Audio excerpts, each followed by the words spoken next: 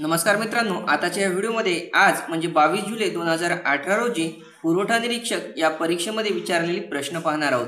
तर चला सुरू करूया।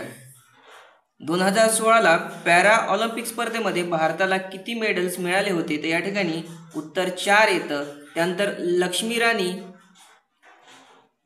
ही कोणत्या खेळाशी संबंधित आहे? लक्ष्मी राणी माझी ही तिरंदाजी या खेळाशी संबंधित आहे। त्यानंतर ऑलिम्पिक सहभाग खेळाडू म्हणजे भारतातर्फे ऑलिम्पिकमध्ये सर्वाधिक जास्त सहभाग घेणारा खेळाडू कोणता? तर तो आहे लिएंडर पेस। त्यानंतर डॉक्टर बाबासाहेब आंबेडकर यांचा जन्मराज्य कोणतं? कोणत्या राज्याशी संबंधित आहे? तर ते आहे मध्य प्रदेश।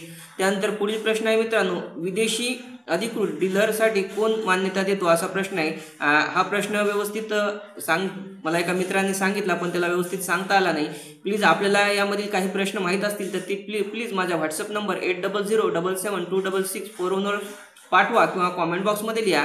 त्यानंतर पुढील प्रश्न आहे तो मराठीशी संबंधित होता आणि स्वरसंधीशी संबंधित होता। वागीश्वर असं विचारलं होतं, वाघ अधिक ईश्वर। त्यानंतर पुढील एक शब्द होता तो होता म्हणी संबंधी होता, त्यामध्ये म्हण विचारली होती चुलीजवळ शिपाई, तर बाहेर काशी काय असं रिकामी जागा होती तर बाहेर कसाई। त्यानंतर समानार्थी शब्द 2 शब्द दिले होते आणि त्यातील समानार्थी शब्द ओळखायचे होती, कुडी आणि कुंडी। तर याचे समानार्थ कुडी म्हणजे मुलगी आणि कुंडी म्हणजे पात्र असं होतं।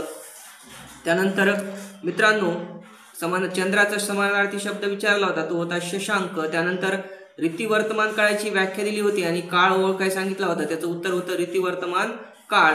त्यानंतर एक जगी सर्व सुखी असा कोण आहे हे वाक्य दिलं होतं प्रश्नार्थी आणि त्याला विधानार्थी करायचं होतं आणि त्याचं उदाहरणार्थी होतं जगी सर्व सुखी असा कुणीच नाही। त्यानंतर वर्तुळाच्या क्षेत्रफळावर एक आधारित प्रश्न होता, त्रिज्या 3 दिली होती आणि उत्तर डायरेक्ट दिलं होतं 9 पाय।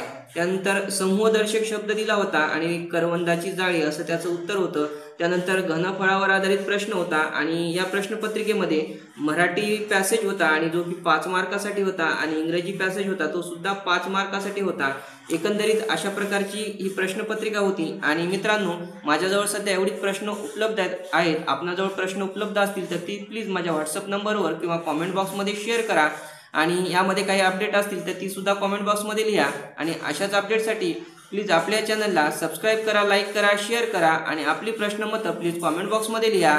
बाय।